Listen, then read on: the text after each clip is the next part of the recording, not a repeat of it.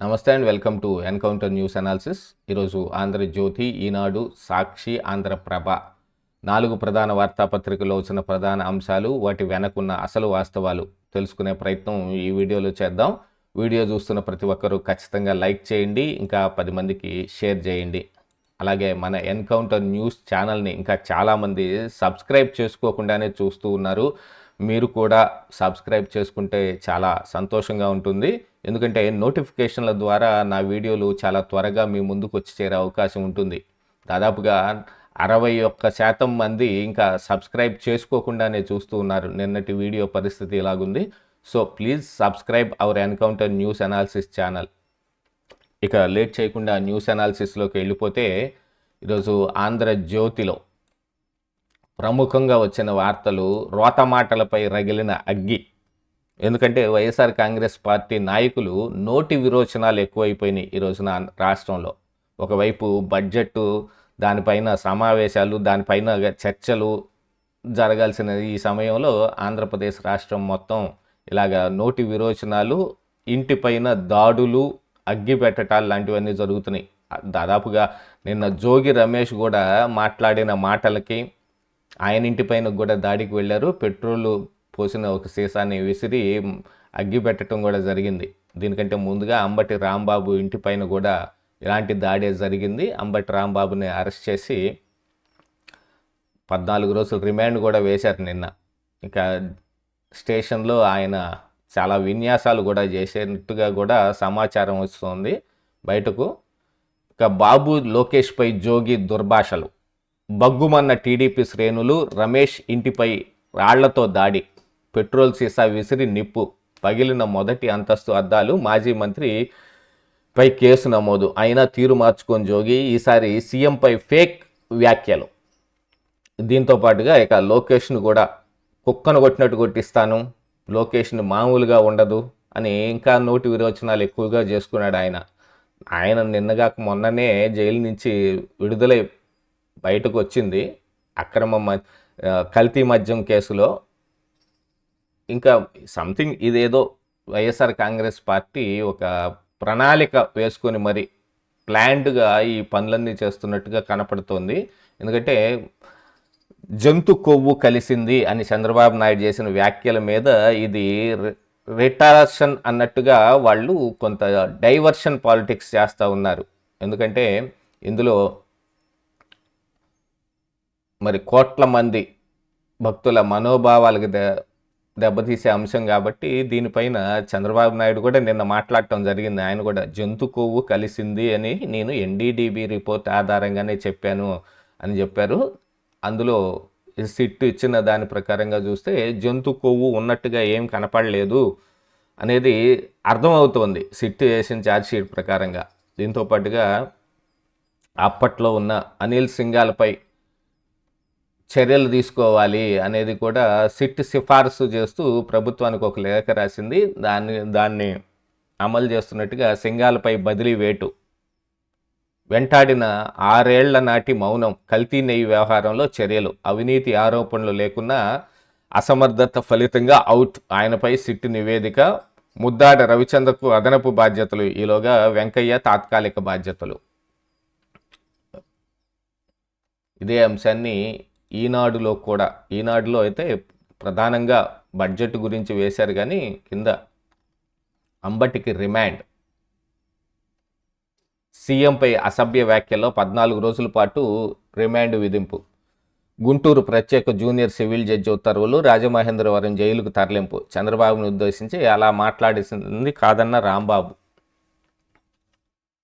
మరి ఇది ఆంధ్రప్రభలో కూడా బడ్జెట్ తర్వాత ఎక్కువగా దీన్నే ప్రొజెక్ట్ చేశారు. జోగి ఇంటికి నిప్పు, చంద్రబాబు లోకేష్పై వ్యాఖ్యలు, టీడీపీ శ్రేణులు ఆగ్రహం, మాజీ మంత్రి నివాసంపై రాళ్లతో దాడి, అంబటికి 14 రోజులు రిమాండ్, సీఎం చంద్రబాబుపై దూషణల కేసులో కోర్టు తీర్పు. ఇక రాష్ట్రం అంతా ఇలాంటిది నడుస్తుంది. ఇదే సాక్షిలో కూడా కొనసాగుతున్న జంగిల్ రాజ్, ఇబ్రహీంపట్నంలో బీసీ నేత జోగి రమేష్ ఇంటిపై టీడీపీ గూండాల దాడి. ఇక్కడ జోగి రమేష్ బీసీ నేత, అంబటి రాంబాబు అయితే కాపు నేత. ఇలాగా వేసి కులాల కుంపట్లను తెచ్చే ప్రయత్నం చేసే ప్లాన్లో ఉన్నట్టుగా వైఎస్ఆర్ కాంగ్రెస్ పార్టీ నుంచి అర్థమవుతుంది. అలాగనే నన్ను అంతం చేయడమే వారి లక్ష్యం, జడ్జి ఎదుట రంబటి ఆవేదన, పైనుంచి ఒత్తిడి అంటూ పోలీసులు హింసించారు, పట్టాభిపురం నల్లపాడు సీఏల సమక్షంలో వేధింపులని స్టేట్మెంట్ కూడా ఇచ్చారు. స్టేట్మెంట్ను రికార్డు కూడా చేశారు. అయినప్పటికీ ఆయనకి 14 రోజులు రిమాండ్ వేసి రాజమండ్రి సెంట్రల్ జైలుకు పంపించారు. ఇదంతా వాళ్ళు ఏరుకోరి చేసుకున్న ఆ పనిని మరి ఇప్పుడు జగన్మోహన్ రెడ్డి దాని మీద వ్యాఖ్యానించడం మొదలుపెట్టారు. జైలుకు అంబటి, సీఎంపై బూతుల కేసులో రిమాండు, రాజమండ్రి తరలింపు. అరాచకమే వైసీపీ కల్చర్, ప్రతిపక్షంలో ఉన్నా అంతే సీఎం నిన్న మాట్లాడిన మాటలను కూడా చేశారు. ఇక మరొక ప్రధానమైన అంశం, చంద్రబాబు ఏ స్కిల్ కేసులో అయితే అరెస్ట్ అయ్యి రాజమండ్రి సెంట్రల్ జైల్లో 53 రోజులు ఉండాల్సి వచ్చిందో, ఆ స్కిల్ కేసులో చంద్రబాబుకి ఈడీ కూడా క్లీన్ చిట్ ఇచ్చింది. యాక్చువల్గా ఇక్కడ సిఐడి ఆ కేసులో మా దగ్గర వేరే ఆధారాలు ఏమీ లేవంటూ కేసును మూసేయటానికి మూవ్ చేశారు. అలాగనే ఈడీ కూడా దీని మీద కొంత సమాచారం సేకరిస్తోంది కాబట్టి ఈడీది కూడా నిన్న ప్రస్ఫుటంగా చెప్పటం జరిగింది. ఇందులో చంద్రబాబు ప్రమేయం ఏమీ లేదు అనేది. స్కిల్ కేసులో ఆయన ప్రమేయంపై ఆధారాలు లేవు. విశాఖ పిఎంఎల్ఏ కోర్టుకు అనుబంధ ఛార్జ్షీటు, ఆయన పాత్ర లేదు, నిందితుడిగా చేర్చలేం ఈడీ. ఛార్జ్షీట్ను పరిగణలోకి తీసుకున్న కోర్టు ఈ కేసులో గత నెలలోనే ఆయనకు సిఐడి క్లీన్ చిట్. నాడు నానా గగ్గోలు పెట్టిన జగన్ అనుకో నేడు ఈడీ తేల్చేయడంతో మూతపడ్డ నోళ్లు. నిన్న కూడా ఈ స్కిల్ కేసు మీద సాక్షిలో వేసి ఈడీ వచ్చేస్తుంది, చంద్రబాబు నాయుడు పాత్ర అంతా బయటపడిపోయింది అని వాళ్ళు కూడా ఒక కథనం రాశారు. కాకపోతే అందుకు రివర్స్గా ఈడీ వేసిన అనుబంధ ఛార్జ్షీట్ ఇలా కనపడతా ఉంది. స్కిల్ డెవలప్మెంట్ కేసులో కేంద్ర ప్రభుత్వ ఏజెన్సీ ఎన్ఫోర్స్మెంట్ డైరెక్టరేట్ కూడా ముఖ్యమంత్రి చంద్రబాబు క్లీన్ చిట్ ఇచ్చింది. ఈ కేసులో కొందరు నిందితులు ప్రభుత్వ నిధులు మళ్లించినట్టు గుర్తించామని, కానీ చంద్రబాబు పాత్ర మాత్రం లేదని పేర్కొంది. అందువల్ల ఆయన ఈ కేసులో నిందితుడిగా చేర్చలేమని తెలిపింది. గత నెల 28న విశాఖపట్నంలో ప్రత్యేక పిఎంఎల్ఏ కోర్టులో తాను దాఖలు చేసిన అనుబంధ ఛార్జ్షీటును న్యాయస్థానం పరిగణలోకి తీసుకుందని ఈడీ ఒక ప్రకటనలో వెల్లడించింది.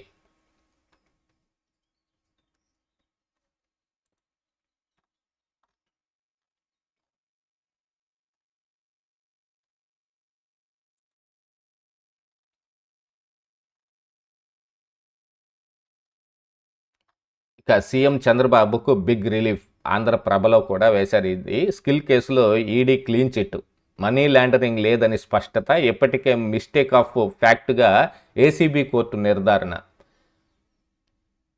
ఆంధ్రప్రదేశ్ ముఖ్యమంత్రి చంద్రబాబు నాయుడు స్కిల్ డెవలప్మెంట్ కేసులో బిగ్ రిలీఫ్ దక్కింది. ఏపీ స్కిల్ డెవలప్మెంట్ కేసుకు సంబంధించి మనీ లాండరింగ్ కోణంపై విచారణ చేపట్టిన enforcement directorate CM Chandrababu Naidu clean chit ఇచ్చింది. Andhra Pradesh state skill development corporation siemens ప్రాజెక్టుకు సంబంధించిన మనీ లాండరింగ్ లేదా నేర కార్యకలాపాల ద్వారా వచ్చిన ఆదాయాన్ని నిర్వహించడంలోనూ సీఎం చంద్రబాబు పాత్ర ఉన్నట్టుగా తమకు ఎలాంటి ఆధారాలు లేదని ఈడీ తన నివేదికలో స్పష్టం చేసింది. విశాఖపట్నంలోని prevention of money laundering act కోర్టులో దాఖలు చేసిన అనుబంధ ఛార్జ్షీట్లో ఈడీ ఈ మేరకు వెల్లడించింది. ఈ మేరకు టైమ్స్ ఆఫ్ ఇండియాలో ఇది ప్రముఖంగా వచ్చిందనేది ఇక్కడ వేసిన వార్త. ఇక ఆంధ్రజ్యోతిలో ఒకసారి బడ్జెట్ గురించి చూస్తే, సుంకాలకు జంకం, ఆత్మనిర్భర శంఖం, ఉద్యోగాలపై ఏఐ ప్రభావం ఎంత, ఐటీ స్లాబుల్లో మార్పులు లేవు, రాష్ట్రాలకు గ్రాంట్లు బంద్, సింధూర్ ఎఫెక్ట్. ఈ రకంగా బడ్జెట్లో కేటాయించిన దాన్ని కూడా రంగాల వారీగా ఉద్యోగాలపై ఏఐ ప్రభావం ఎంత అంచనాకు స్టాండింగ్ కమిటీ, సేవల రంగంలో ఎమర్జింగ్ టెక్నాలజీ ప్రభావంపై అధ్యయనం, ఉపాధి పెంచే సాంకేతికతల అభివృద్ధి గ్రిడ్, సేవల మార్కెట్లో 10% వాటాలు లక్ష్యం. అది ఇక ఐటీలో చూసుకుంటే ఐటీ స్లాబ్లో మార్పులు లేవు. ఏప్రిల్ 1 నుంచి కొత్త చట్టం, రిటర్న్ దాఖలు మరింత సులభం, చిన్న చెల్లింపుదారులకు ఆటో ప్రాసెసింగ్, విదేశాల్లోని ఆస్తుల వెల్లడికి ప్రత్యేక స్కీము, సదరు ఆదాయం ఆస్తులపై 30% పన్ను, మరో 30% జరిమానా. ఇది ట్యాక్సుల విషయం చూసుకుంటే రాష్ట్రాలకు గ్రాంట్లు బంద్. రెవెన్యూ లోటులో గ్రాంట్లు, ప్రత్యేక గ్రాంట్లు అవసరం లేదు. ఖర్చులకు తగ్గట్టుగా సంపాదించుకునే శక్తి రాష్ట్రాలకు ఉంది. జిఎస్డిపిలో ద్రవ్య లోటు 3% దాటకూడదు. కేంద్ర పన్నుల్లో రాష్ట్రాలకు 41% వాటా. ఆర్థిక సంఘం నివేదిక సర్కారు ఆమోదం తెలిపింది.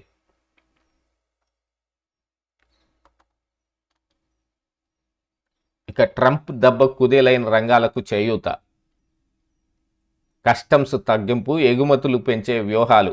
దేశంలో మరిన్ని మెగా టెక్స్టైల్ పార్కులు, రేర్ ఎర్త్ మినరల్ కారిడార్లు. ఏపీకి 2047 వరకు డేటా సెంటర్లకు ట్యాక్స్ హాలిడే. మూలధన వ్యయం 1,00,000 కోట్ల పెంపు. ఈ ట్యాక్స్ హాలిడే మొన్న గూగుల్ డేటా సెంటర్ వస్తున్న సందర్భంగా చంద్రబాబు నాయుడు, లోకేష్ ఢిల్లీ చుట్టూతో చక్కర్లు కొట్టి మరీ ఆ రోజున వాళ్ళు అడిగిన దాన్ని ఇప్పుడు బడ్జెట్లోనే చెప్పి అందరికీ కలిపి 2047 వరకు డేటా సెంటర్లకు ట్యాక్స్ హాలిడే అనే దాన్ని ప్రకటించటం జరిగింది. ఇది మన రాష్ట్రం నుంచి జరిగిన ఒక శుభ పరిణామం అని చెప్పుకోవాలి. కొత్తగా మరి ఇన్ఫ్లో రావాలి అని అంటే వాళ్ళకి ఏదో ఒక బెనిఫిట్లు చూపించకుండా ఎక్కడి నుంచి వస్తారు? నిర్మాణ తయారీ రంగాలకు మరింత ప్రోత్సాహం. సెమీ కండక్టర్లకు పరిశ్రమకు 40,000 కోట్లు. 2,00,000 కోట్ల మేర తగ్గిన పన్ను వసూళ్లు. 9వసారి బడ్జెట్లో ప్రవేశపెట్టిన ఆర్థిక మంత్రి నిర్మల.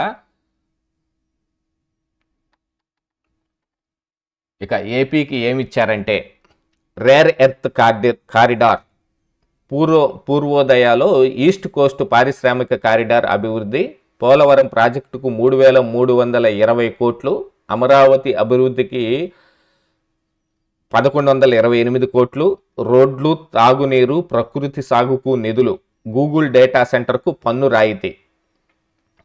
రాష్ట్రం మీదుగా 3 హైస్పీడ్ కారిడార్లు, అరకు, పులికాటు, పర్యాటక అభివృద్ధికి ప్రత్యేక నిధులు, నగరపాలక సంస్థలకు బాండ్ల ద్వారా నిధులు, పారిశ్రామిక కారిడార్లతోటి వర్సిటీ టౌన్షిప్.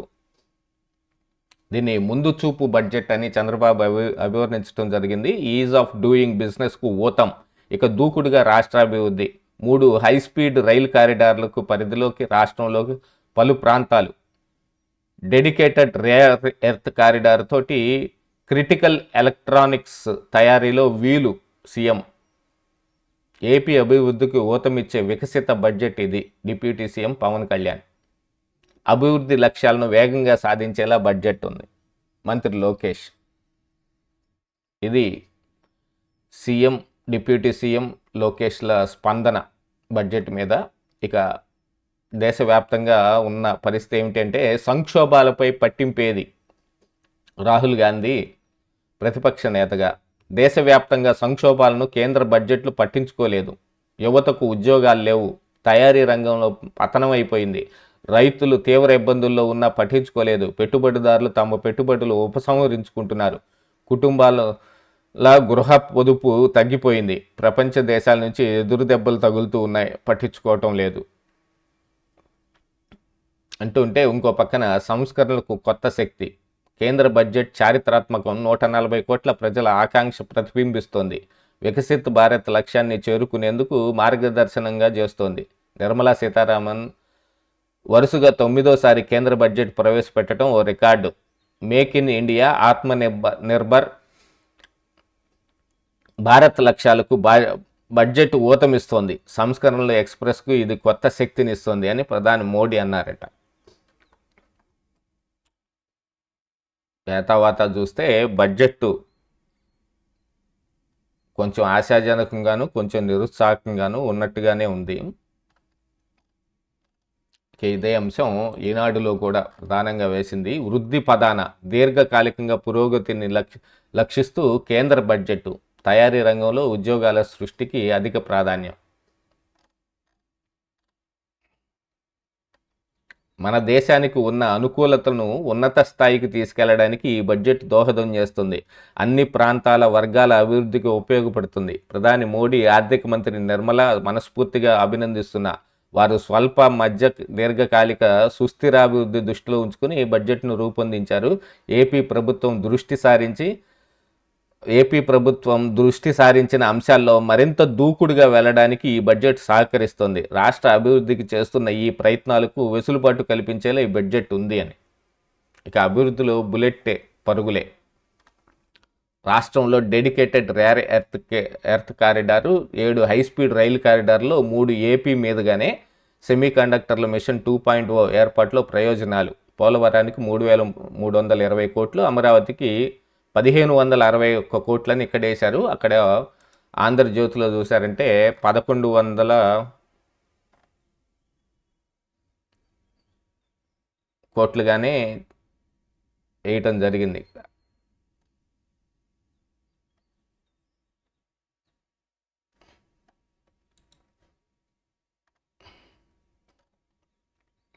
ఇక స్కిల్ కేసులో చంద్రబాబు ప్రమేయం లేదు.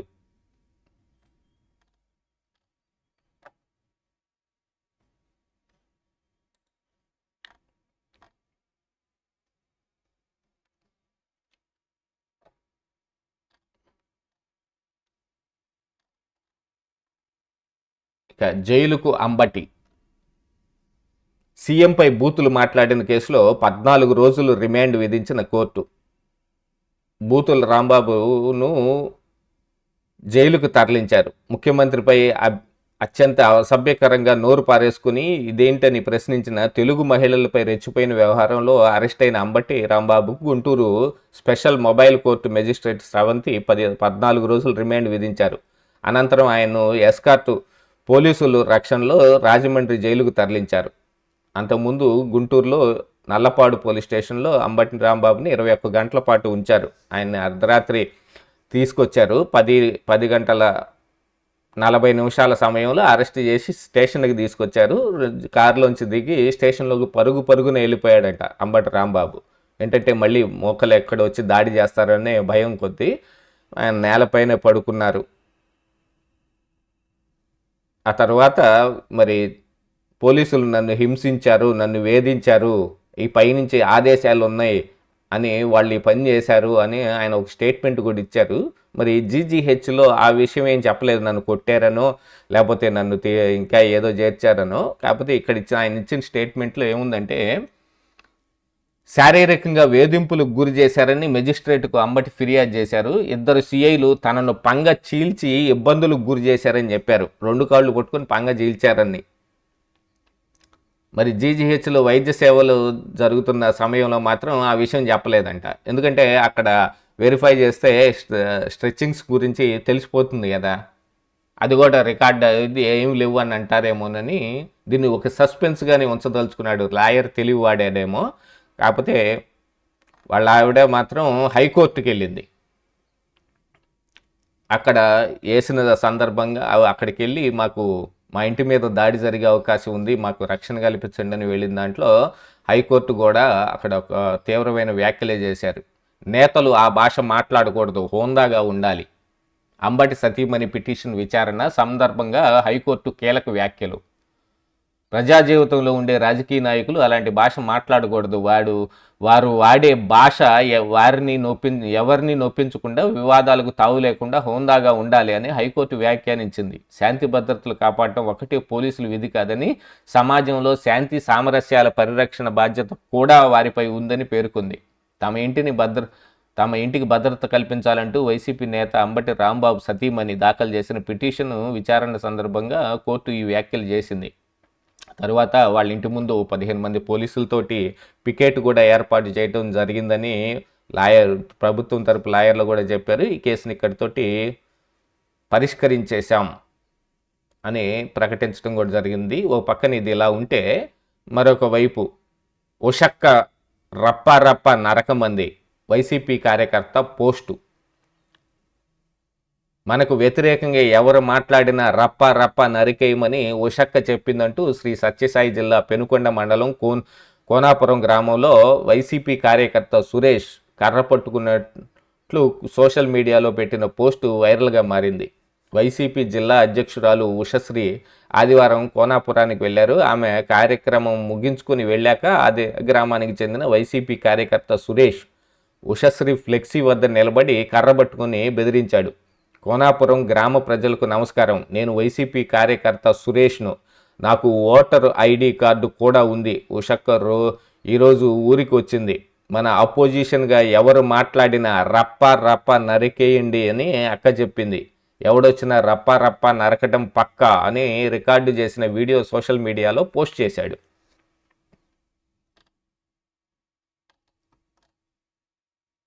తీసుకెళ్ళి పోలీసులు కూడా మంచి మర్యాదలు చేస్తే ఇక ఆ పోస్టులు గీస్టులన్నీ తగ్గిపోతాయి. ఇక అరాచకమే వైసీపీ కల్చర్. అధికారంలో ఉన్న ప్రతిపక్షంలో ఉన్న అంతే. రాష్ట్రంలో తాజా పరిణామాలపై చంద్రబాబు ట్వీట్.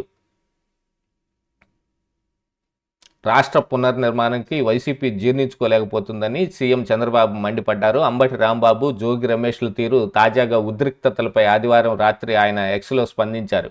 అరాచక పాలనకు నిలువెత్తు నిదర్శనంగా గత వైసీపీ పాలన నిలిచిపోతుంది. నేరపూరిత రాజకీయాలే వైసీపీ ప్రధాన సంస్కృతి. ప్రజాసేవ, ప్రజల సాధికారతే మా సంస్కృతి. అధికారంలో ఉన్నప్పుడు కాకుండా ప్రతిపక్షంలో ఉన్న వైసీపీ తన వికృత పోకడలను వేడటం లేదు. అధికారంలో ఉన్నప్పుడు వారు చేసిన అరాచకాలకు భయపడుతుండటంతో నిరాశ నిస్పృహలతోటి వారు బూతులతో తెగబడుతున్నారు. వారు నాశనం చేసిన వ్యవస్థలన్నింటినీ పునర్నిర్మిస్తుండటాన్ని సహించలేకపోతున్నారు. ప్రజాస్వామ్యంలో చట్టమే అత్యున్నతం. ప్రతి ఒక్కరూ దానికి బద్ధమై ఉండాలి అని ఒకసారి ఈయన పోస్ట్ చేస్తే, మీ జంగిల్ రాజుకు భూస్థాపితం కాక తప్పదు. అంబటి జోగి ఇళ్లకు నిప్పు పెట్టిన భయాన్ని కలిగించాలని అనుకోవడం మీ భ్రమే. ఆ వేడి మీ సర్కారును దహించటం మానదు. సీఎం చంద్రబాబుకు జగన్ శాపనార్థాలు. మేం గెలిచాక ఎవరిని వదలం. అధికారులపై ప్రైవేటు కేసులు వేస్తాం. సజ్జల బెదిరింపు. ఇవన్నీ గుర్తుపెట్టుకుంటాం. మేము అధికారంలోకి వచ్చాక ఎవరిని వదిలిపెట్టాం. ఎక్కడున్నా తీసుకొస్తాం. చట్ట ప్రకారం చర్యలు తీసుకుంటాం అంటూ ప్రభుత్వ మాజీ సలహాదారు వైసీపీ నాయకుడు సజ్జల రామకృష్ణారెడ్డి బెదిరింపులకు దిగారు. గుంటూరులో మాజీ అంబటి రాంబాబు నివాసంపై దాడి జరిగిన నేపథ్యంలో ఆదివారం అంబటి నివాసాన్ని ఆయన పరిశీలించారు. ఈ సందర్భంగా సజ్జల మీడియాతో మాట్లాడారు. టీడీపీ నాయకులు పథకం ప్రకారమే అంబటిపై హత్యాయత్నానికి తెగబడ్డారని ఆరోపించారు. అసలు ఎవరు మాట్లాడమన్నారు? ఆయన ఆ బూతులు ఎవరు మాట్లాడమన్నారు? నోరు తమాయించుకుంటే అసలు ఇంత దూరం వచ్చేది కాదు కదా. ప్రజాస్వామ్యంలో హింసా జ్వాలలు రేపితే చేయి కాలక తప్పదు. అరాచక ఆటవిక పాలన అంతం కాక తప్పదు. మీరు సృష్టించిన జంగిల్ రాజును భూస్థాపితం కాక తప్పదు.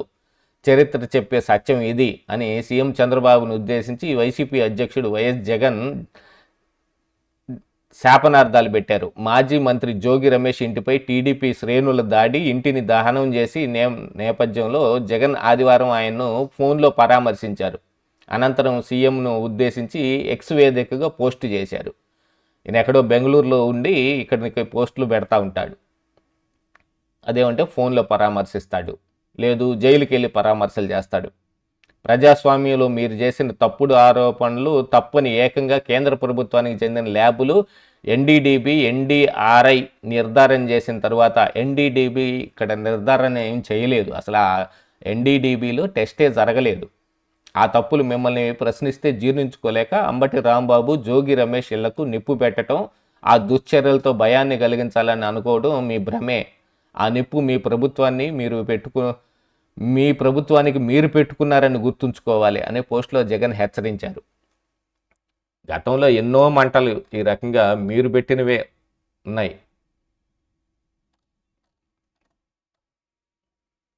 లోకేష్ను పిచ్చి కుక్కను కొట్టినట్టు కొట్టిస్తా.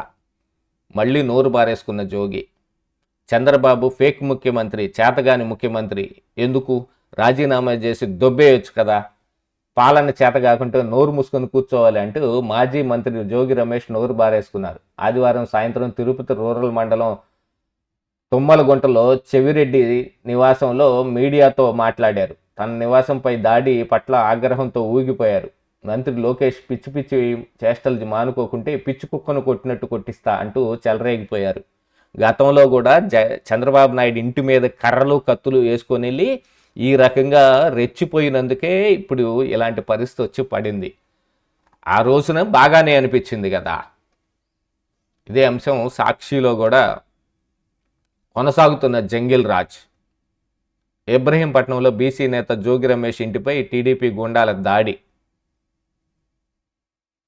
పెట్రోల్ బాంబులు, కత్తులు, బండరాళ్లు, కర్రలతోటి స్వైర వ్యవహారం. దాడిలో పాల్గొన్న బ్లేడ్, గంజాయి బ్యాచ్ రౌడీ షీటర్లు. అది ఎవరు గుర్తించారు? పెట్రోల్ బాటిళ్లతోటి దాడులు చేస్తున్నా పట్టించుకొని పోలీసులు. దాడి సమయంలో ఇంట్లోనే ఉన్న జోగి రమేష్ తండ్రి, కుటుంబ సభ్యులు. దేవినేని అవినాష్ను అడ్డుకున్న పోలీసులు పచ్చ మొక్కలకు గ్రీన్ సిగ్నల్.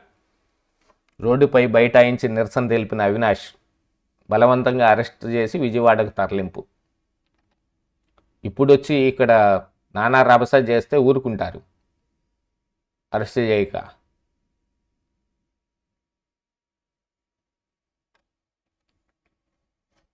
ఇక ఒకసారి లోపల పేజీల్లో ఏమున్నాయో చూద్దాం.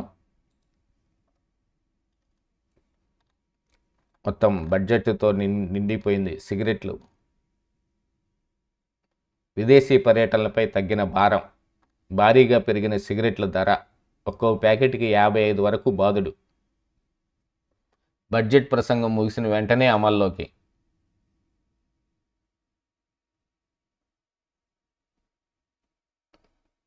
పది సిగరెట్లుండే ప్యాకెట్ ఒక్కో ప్యాకెట్కి కనిష్టంగా 22 నుంచి గరిష్టంగా 55 వరకు పెరుగుదల అమల్లోకి వచ్చింది. డిస్ట్రిబ్యూటర్లు తెలిపిన వివరాల మేరకు 76 మిల్లీమీటర్ల పొడవు ఉండే ప్రీమియం సిగరెట్ల బ్రాండును బట్టి ఒక్కో ప్యాకెట్పై 50 రూపాయల నుంచి 55 వరకు ధర పెరిగింది. సిగరెట్ తయారీదారులకు గరిష్ట అమ్మకం ధరను ఇంకా సవరించినప్పటికీ డిస్ట్రిబ్యూటర్లు పాత స్టాకును 40% జీఎస్టీతో రిటైలర్లకు బిల్లు ఇవ్వడం ప్రారంభించేశారు. ఆదివారం హోల్సేల్ మార్కెట్లు మూసి ఉన్నందున సోమవారం నుంచి హోల్సేల్ వ్యాపారులంతా ఎంఆర్పి సవరించే అవకాశం ఉందని డిస్ట్రిబ్యూటర్లకు భావిస్తున్నారు.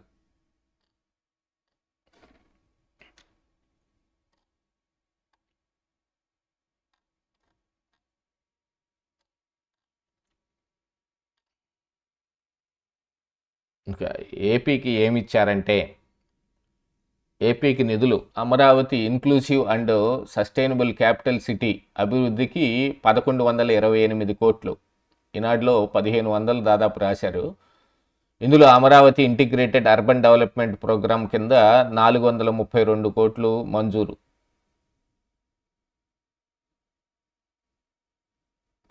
గ్రామీణ రోడ్డు ప్రాజెక్టులకు 500 కోట్లు. పట్టణ తాగు మురుగు నీటి నిర్వహణకు 800 కోట్లు. ఈక్విటీ మూలధనం కింద విశాఖలో రాష్ట్రీయ ఇస్పాత్ నిగమ్ లిమిటెడ్కు 100 కోట్లు. హిందుస్థాన్ షిప్ యార్డుకు 150 కోట్లు. పోలవరం ప్రాజెక్టుకు 3320 కోట్లు.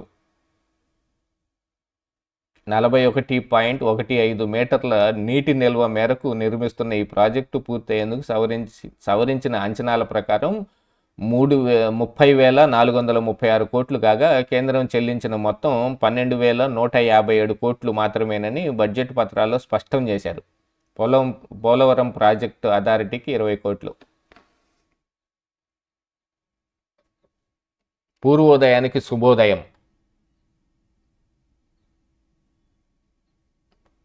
తూర్పు తీరం వెంబడి ఉన్న 5 పూర్వోదయ రాష్ట్రాల్లో ఏపీ ఒకటి. పూర్వోదయ రాష్ట్రాలకు తాజా బడ్జెట్లో అనేక వరాలు ప్రకటించారు. 5 రాష్ట్రాలకు 4,000 ఈ బస్సులు ఇస్తామన్నారు. ఇందులో ఏపీకి ఎన్ని అన్నది తేల్చాల్సి ఉంది. ఇక భారత్లో ట్రెక్కింగ్ను మరింత ప్రోత్సహించాలని కేంద్రం నిర్ణయించుకుంది. తూర్పు కనుమల్లో అరకు లోయలోనూ ఇందుకు ఎంపిక చేసింది. అలాగే పులికాట్ సరస్సులో విదేశీ వలస పక్షుల వీక్షణ మరింత సౌకర్యవంతం చేయనుంది. డేటా సెంటర్లకు స్పీడ్. డేటా సెంటర్లు ఏర్పాటు చేసే విదేశీ సంస్థలకు 2047 దాకా పన్నులు ఉండవని ప్రకటించారు. గూగుల్ రాకతో భారత డేటా సెంటర్ల హబ్గా మారుతుందన్న విశాఖ ఇది మరింత జోష్ తెచ్చే అవకాశం ఉంది. ప్రత్యేక ఆర్థిక మండల అభివృద్ధికి ప్రత్యేకంగా నిధులు కేటాయింపుల వల్ల నెల్లూరులో శ్రీ సిటీ సెజ్కు మరిన్ని పరిశ్రమలు వచ్చే వీలుంది.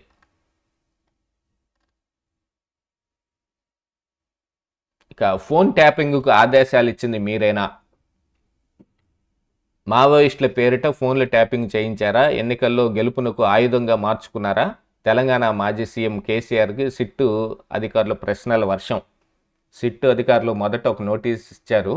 విచారణకు హాజరు కమ్మని, ఎక్కడుంటే అక్కడికి వచ్చి విచారణ చేస్తామని కూడా చెప్పారు. అయినప్పటికీ నేను రాలేను, వేరే ఎక్కడో ఉంటాను అని ఆయన ఒక ఉత్తరం ఒకటి పంపించిన, మళ్ళీ తర్వాత నోటీస్ ఇస్తే సరే రండి అని ఆయన ఏదో అసలు అందులో విచారణ చేస్తున్నట్టుగా ఏమీ లేదు, అడుక్కుంటున్నట్టుగా ఉంది సిట్టు కూడా. దేశవ్యాప్తంగా సంచలనం సృష్టించిన అనధికార అక్రమ టెలిఫోన్ ట్యాపింగ్ కేసులో తెలంగాణ మాజీ సీఎం కేసీఆర్ను సిట్ అధికారులు ఆదివారం విచారించారు. నందీనగర్లోని ఆయన నివాసంలో 4.5 గంటలకు పైగా ఈ విచారణ కొనసాగింది. కేసీఆర్ విచారణ ఆశాంతం ఆడియో వీడియో రికార్డింగులు చేసేలా ఏర్పాట్లు చేశారు. కేసీఆర్ కుటుంబ సభ్యుడిగా ఆయన కుమారుడు కేటీఆర్ విచారణ సమయంలో ఉండటాన్ని సిట్ అధికారులు అనుమతి ఇచ్చారు. ఇంట్లో ఉన్నప్పుడు హరీష్ రావు తదితర నేతలను బయటకు పంపించేశారు. వాద బృందంలో రామచంద్రరావు మాత్రం కేటీఆర్తో కలిసి ఉండటాన్ని అనుమతించారు. అనధికార అక్రమ టెలిఫోన్ ట్యాపింగ్ కీలక పాత్ర పోషించిన అప్పటి ఎస్ఐబి చీఫ్ ప్రభాకర్ రావు, ఆయన బృందంలో ప్రణీత్ రావు, భుజంగరావు, తిరుపతన్న ఇచ్చిన వాంగ్మూలాలతో పాటు టాస్క్ ఫోర్స్ మాజీ డీసీపీ రాధాకృష్ణ రావు వాంగ్మూలం ఆధారంగా కేసీఆర్ను ప్రశ్నించినట్లు తెలుస్తోంది. ఫోన్ ట్యాపింగ్ వల్ల వచ్చిన సమాచారం ఆధారంగా బెదిరింపులకు పాల్పడటంతోనే బీఆర్ఎస్ పార్టీకి ఎలక్టోరల్ బాండ్లు పెద్ద మొత్తంలో వచ్చాయన్న ప్రశ్నకు ఆ విషయాలు తనకు తెలియవని పార్టీ కోశాధికారి కార్యనిర్వాహక అధ్యక్షులు చూసుకుంటారని కేసీఆర్ చెప్పినట్లు సమాచారం. మావోయిస్టుల పేరిట కొన్ని వేల మంది ఫోన్లు ట్యాపింగ్ చేయించారా అంటూ సిట్ అధికారులు ప్రశ్నించగా అనుమతులు ఇచ్చేది తాను కాదని, ట్యాపింగ్కు సంబంధించి చట్టబద్ధమైన వ్యవస్థ పనిచేస్తుంటుందని కేసీఆర్ చెప్పినట్లు, రివ్యూ కమిటీ అనుమతులు ఇస్తుందని విషయం మీకు తెలుసు కదా అని వ్యాఖ్యానించినట్లు తెలిసింది. ఫోన్ ట్యాపింగ్ చేసి ఇక కావలసినవన్నీ రాబట్టుకున్నారు. అధికారంలో రావటానికి కూడా విపరీతమైన ప్రయత్నం చేశారు. అయినప్పటికీ వాళ్ళకి వల్ల కాలేదు. ఇప్పుడు ఆ కేసుల్ని ఎదుర్కొనే తతంగం మొదలైంది.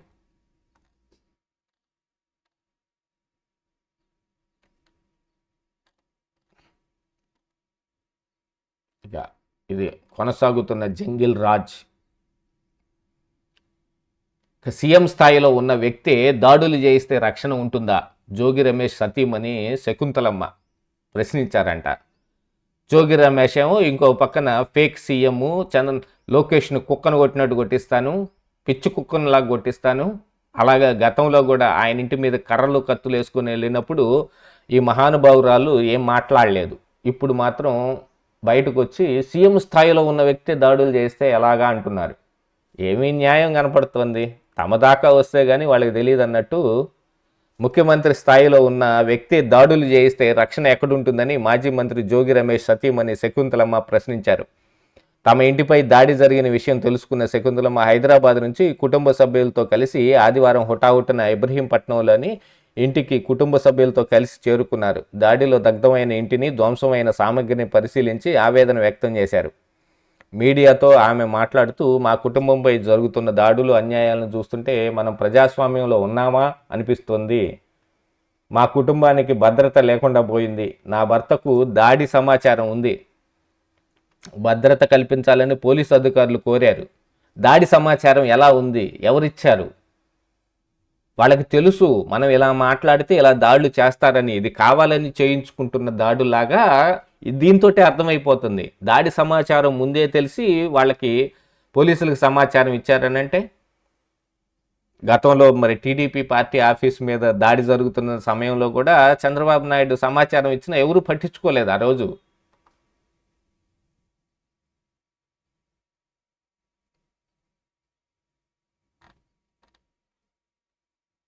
అధికార మదంతో రెచ్చిపోతున్నారు. జోగి రమేష్ పరామర్శించడానికి వెళ్ళి చెవిరెడ్డి భాస్కర్ రెడ్డి ఇంటికి అక్కడి నుంచి ఓ ప్రెస్ మీట్ పెట్టాడు. అధికార మదంతో రెచ్చిపోతున్నారు, అందుకే మా ఇంటిపై దాడి. సో ఇవండి ఈ రోజున 4 ప్రధాన వార్తల పత్రికల్లో వచ్చిన ప్రధాన అంశాలు, వాటి వెనుకున్న అసలు వాస్తవాలు. అలాగనే మీరు మరొకసారి మన ఛానల్ని ఎవరైనా సబ్స్క్రైబ్ చేసుకోకుండా వీడియో చూస్తున్న వాళ్ళందరికీ నా విజ్ఞప్తి, మన ఛానల్ని ఖచ్చితంగా సబ్స్క్రైబ్ చేయండి. అలాగనే ఈ వీడియోని లైక్ చేయండి. ఇంకా మీకు తెలిసిన వాళ్ళందరికీ షేర్ కూడా చేయండి. చివరి వరకు చూసిన వారికి నా ప్రత్యేక ధన్యవాదాలు.